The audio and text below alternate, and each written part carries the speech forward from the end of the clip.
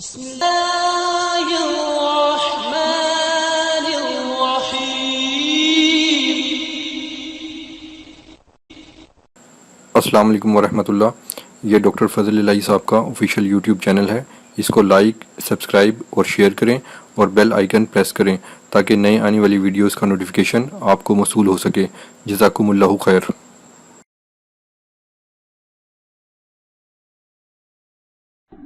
الحمد لله وكفى والسلام اللهم انفعنا بما علمتنا وعلمنا ما ينفعنا وزدنا علما سبحانك لا علم لنا إلا ما علمتنا إنك أنت العليم الحكيم۔ اللہ تعالیٰ کی توفیق، عنایت اور احسان اور فضل و کرم سے ہم نے جو پڑھا، جو سنا، اللہ تعالیٰ اسے اپنے فضل و کرم سے قبول و منظور فرمائے۔ پڑھنے، سننے، سمجھنے میں جو غلطی ہوئی، رب العالمین اپنے فضل و کرم سے اسے معاف فرمائے، اور اس پڑھنے کو پڑھنے والے کے لیے اور تمام سننے والے حاضرین کے لیے ذریعہ نجات اور اپنے فضل و کرم سے آخرت میں کامیابی کا وسیلہ بنائے۔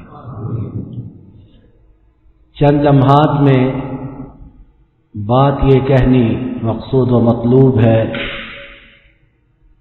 کہ ہم نے اس ماہ قرآن میں، اس ماہ مبارک میں، اس ماہ صیام میں جن آیات کریمات کی کتاب حکیم سے تلاوت سنی اور اللہ نے توفیق دی کہ پورے قرآن پاک کو غلطیوں، کوتاہیوں، لغزشوں اور خطاؤں کے باوجود پڑھا گیا۔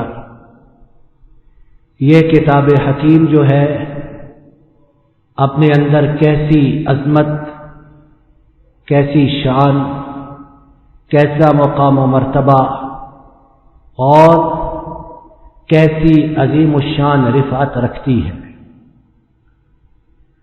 یہ بات اگرچہ ایک لمبی نشست کی محتاج ہی نہیں، بلکہ رات گزر جائے، دن گزر جائے، ہم اس موضوع کا حق ادا کرنا تو دور کی بات، اس کے دور دور تک بھی نہیں پھٹک سکتے۔ لیکن بالکل وقت کی قلت کے پیش نظر اور اس کی مناسبت کے پیش نظر قرآن پاک سے صرف 3 آیات اس وقت پیش نظر ہیں۔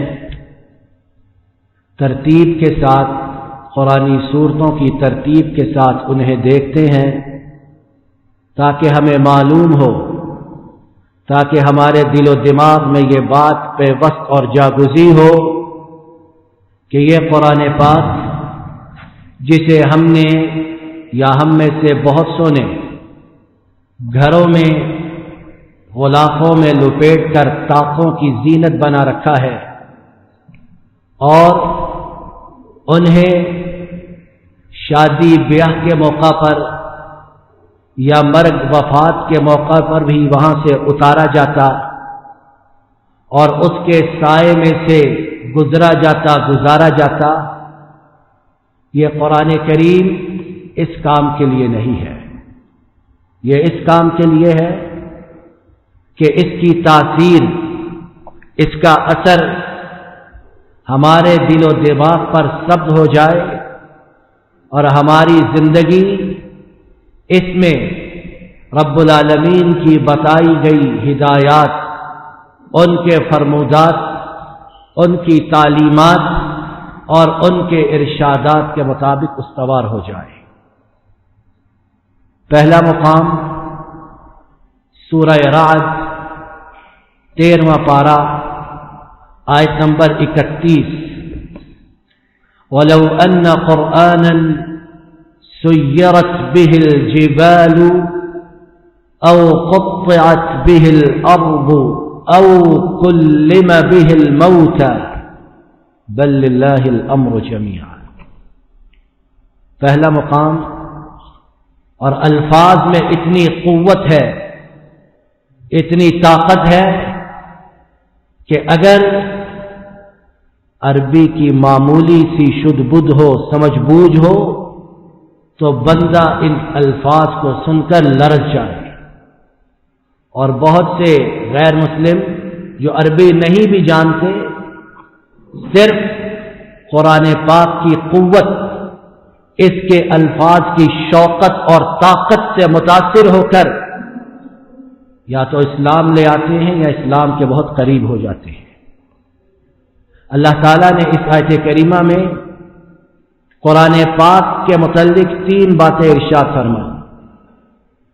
یکیت اقوال، اس آیت کریمہ کی تفسیر میں جو مفسرین کے اقوال ہیں، ان میں سے ایک قول کا ہم ذکر کرتے ہیں جو ہمارے موضوع سے متعلق ہے، کہ اگر واقعی طور پر کوئی قرآن ہوتا جس سے پہاڑ چلائے جاتے، جس سے زمین قطع کی جاتی، کاٹی جاتی، اور جس کے ذریعے سے مردوں کو قوت گویائی بخشی جاتی، وہ بولتے تو وہ یہی قرآن پاک ہوتا، وہ یہی قرآن پاک ہوتا. یہ جو کتاب ہمارے سامنے ہے یہی ہوتی، لیکن چونکہ اللہ کی مشیت یا ان کی حکمت نہیں تھی، لہذا ایسے نہیں ہوا. لیکن اگر اللہ تعالی چاہتے تو اس قرآن پاک کو ایسا ضرور کر دیتے.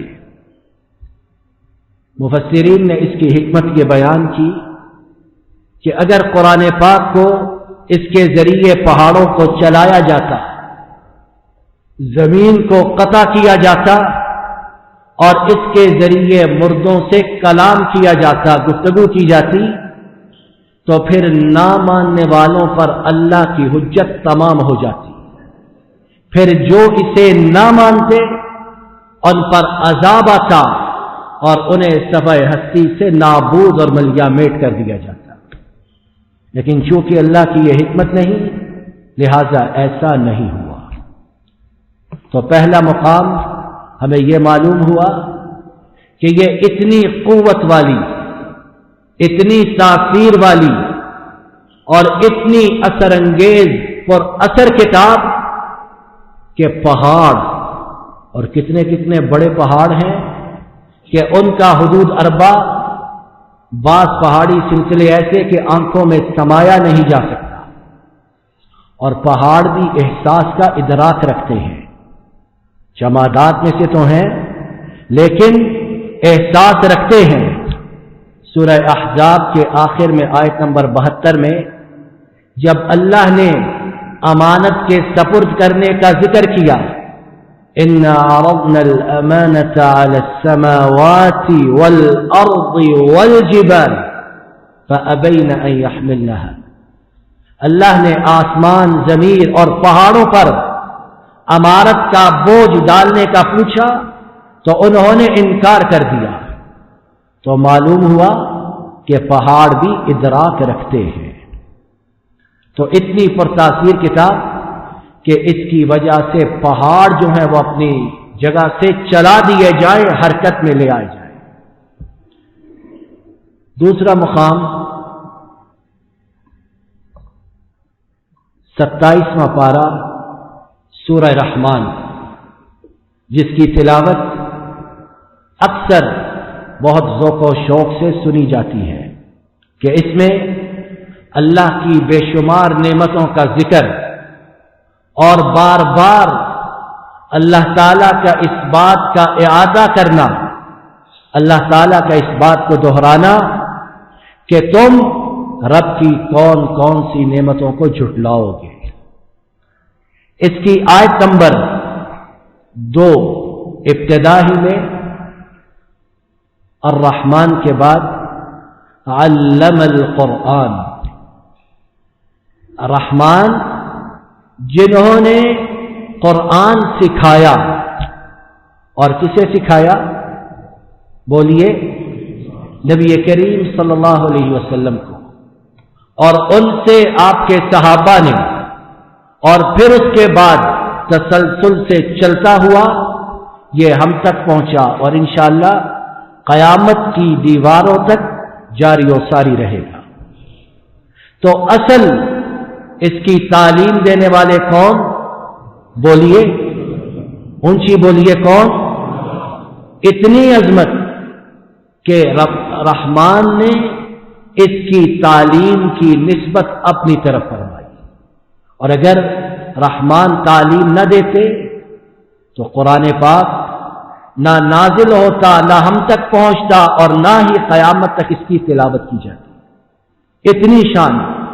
تو جو لوگ اس کی تعلیم و تربیت سے منسلک ہیں، جڑے ہوئے ہیں، انہیں عام طور پر ہمارے معاشرے میں کیا سمجھا جاتا ہے؟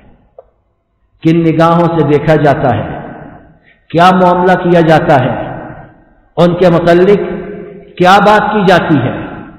یاد رکھیے، وہ لوگ ربانی کام سے منسلک ہیں، ربانی خدمت میں جٹے ہوئے ہیں، اگر ان میں اخلاص ہے اور ان کا کام سنت کے مطابق ہے تو وہ لوگ ربانی کام میں جٹے ہوئے وہ خدمت کر رہے جس کی ابتدا تعلیم کی بھی، نزول کی بھی رحمان کی جانب سے ہوئی ہے۔ تو یہ معمولی چیز ہے، معمولی چیز ہے۔ صدر مملکت وزیر اعظم کسی بات کا اعلان کرے کہ میں اس بات کی آج ابتدا کر رہا ہوں، اور میرے فیتا کاٹنے کے بعد، افتتاح کرنے کے بعد یہ کام پورے ملک میں عام ہو جانا چاہیے، تو بہت سے لوگ اسے بڑی حیثیت دیتے ہیں کہ یہ اوپر سے آیا ہے، اور ان بیچاروں کی کیا حیثیت، کیا اوقات ہے؟ ایک دن کرسی پر ہے، دوسرے دن نہ جانے کدھر ہے۔ تو وہ کام جو حی و قیوم رب کی طرف سے ان کا نازل کردہ، ان کا بیان کردہ اور ان کی طرف سے تعلیم کیا گیا کام، اس کی شان و عظمت کتنی زیادہ ہوگی۔ اور پھر اگر ہم اپنے بچوں کو اس کی تعلیم دینے کی کوشش نہ کریں، اس سے پہلو تہی برتیں، اس سے اعراض کریں، اسے حقارت اور معمولی سمجھنے کی جسارت کریں، تو یہ براہ راست کہیں رب کی شان میں گستاخی اور بے ادبی نہ ہو جائے۔ تیسرا مقام، اور اسی پر انشاءاللہ ہم اپنی گفتگو کو سمیٹیں گے، سورہ الحشر 28واں پارہ، آیت نمبر 21۔ اللہ تعالیٰ نے ارشاد فرمایا، اللہ تعالیٰ نے ارشاد فرمایا، لو انزلنا هذا القرآن على جبل لرأيته خاشعا متصدعا من خشية الله۔ اگر ہم اس قرآن پاک کو پہاڑ پر نازل کرتے تو وہ بھی اس کے بوجھ کی وجہ سے پست ہو جاتا، پست ہو جاتا، پھٹ جاتا، اللہ کے ڈر اور خشیت کی وجہ سے۔ اور اتنے لوگوں کے دل سخت کہ جس طرح کہ اللہ نے کتاب حکیم میں فرمایا، ثم قست قلوبكم من بعد ذلك فهي كالحجارة او اشد قسوة۔ یہود و نصارہ کا ذکر ہو رہا، اس کے ضمن میں اللہ نے فرمایا کہ تمہارے دل سخت ہو گئے، بلکہ پتھروں سے بھی زیادہ ان میں سختی در آئی۔ تو اگر پہاڑ جو اتنی بلند و بالا اللہ کی مخلوق ہے کہ جن کے حدود اربع بھی بعض دفعہ نظر میں نہیں آتے، وہ اس کے بوجھ سے پست ہو جائیں، پھٹ جائیں، شک ہو جائیں، ٹکڑے ٹکڑے ہو جائیں، تو رب جو یا ایھا الذین آمنوا، یا ایھا الناس، یا بنی آدم، ان نداؤں کے ساتھ ہمیں پکارے، آوازیں دے، بلائے، سنائے، خبردار کرے، اور پھر بھی ہم اس کی بات نہ سنیں، اس کی ندا پر لبیک نہ کہیں، اس کی پکار کو تسلیم نہ کریں، اس کے بلانے کی طرف اپنے کانوں کا رخ نہ کریں، اپنے دلوں کو متوجہ نہ کریں، تو پھر ہم سے زیادہ شقی القلب، سخت دل اور قرآن پاک کی تاثیر سے دور کون ہوگا؟ تو یہ 3 آیات اس مبارک رات میں ہمیں اس چیز کا پیغام دیتی، ہمارے لیے یہ درس عبرت چھوڑتی، ہمارے لیے اس میں یہ نصیحت اور موعظت کہ ہم اللہ کی اس کتاب کے ساتھ جڑ جائیں، اس کی تلاوت کرنا، اسے سیکھنا، اسے سکھلانا، اپنے اہل و عیال میں کوشش کر کے، محنت کر کے، جد و جہد کر کے، پیسے خرچ کر کے، وقت صرف کر کے اس کی تعلیم و تربیت کا بندوبست کرنا، پھر اس پر استطاعت کے مطابق عمل کرنا، اور پھر لوگوں کو اخلاص کی طرف اس کی دعوت دینا، یہ ہم مسلمانوں کا وتیرہ، روش، دیگر طریقہ اور اسلوب حیات اور اسلوب زندگی ہونا چاہیے۔ اگر کوئی اس راہ پر نہیں، اس ڈگر پر نہیں، اس روش پر نہیں، تو وہ اپنے گریبان میں جھانکے، اپنے نفس کا محاسبہ کرے، اپنے ایمان کا جائزہ لے، اور اوپر تا نیچے اپنے آپ کو دیکھے کہ وہ کس مقام پر کھڑا ہے۔ اللہ تعالیٰ اپنے فضل و کرم سے مجھے اور آپ کو اس مبارک موقع پر ان باتوں کو سمجھنے کی، اپنے دل و دماغ میں اتارنے کی، اپنے قلب و جوارح پہ ثبت کرنے کی، اور پھر اخلاص کے ساتھ ان پر عمل کرنے کی توفیق عطا فرمائے۔ ہم نے جو قرآن پاک پڑھا، سنا، اللہ رب العالمین اپنی بارگاہ قبولیت میں اسے مقبول و منظور فرمائے، اور اس کے پڑھنے اور سننے کے اپنی شان کے مطابق اجر و ثواب سے ہم گناہگاروں کو محروم نہ فرمائے۔ ربنا ظلمنا انفسنا وإن لم تغفر لنا وترحمنا لنكونن من الخاسرين ربنا آتنا في الدنيا حسنة وفي الآخرة حسنة وقنا عذاب النار ربنا هب لنا من أزواجنا وذرياتنا قرة أعين وجعلنا للمتقين إماما سبحان ربك رب العزة عما يصفون وسلام على المرسلين والحمد لله رب العالمين